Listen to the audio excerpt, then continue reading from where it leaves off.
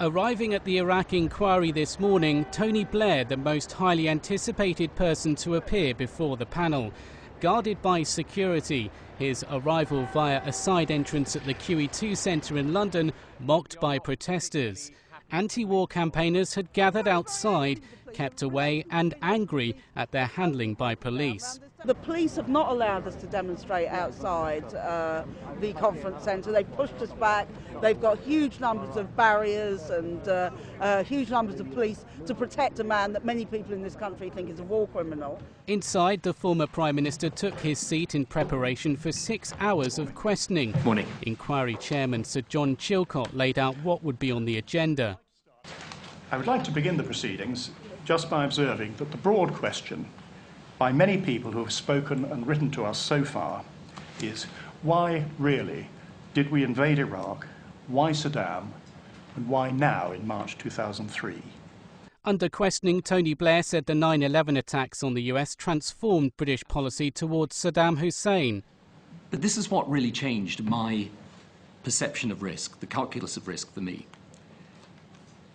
If those people, inspired by this religious fanaticism, could have killed 30,000, they would have. He insisted his mind on what to do wasn't made up before a meeting with the then US President George Bush in Texas in April 2002. But during the course of these discussions, do you think you gave him any commitments? The only commitment I gave, and I gave this very openly at the meeting, was a commitment to deal with Saddam. Now, so you were at one that you had to deal with... Absolutely. So, and that wasn't a private commitment, that was a public commitment. So you were agreed on the end, but not on the means? We were agreed on both, actually, as it came to finally, but we were agreed that we had to confront this issue, that Saddam had to come back into compliance with the international community. And as I think I said in the press conference with President Bush, the method of doing that is open. And on that claim that Saddam Hussein could launch weapons of mass destruction in 45 minutes... Now, I would take government right out of this altogether.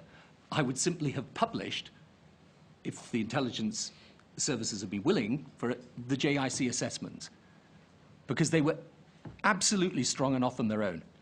This executive summary wasn't drawn up by me.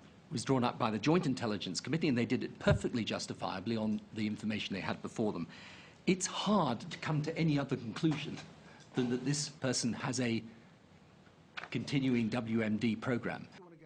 Tony Blair is to face further questioning this afternoon, including whether he leaned on then Attorney General Lord Goldsmith to say military action was legal.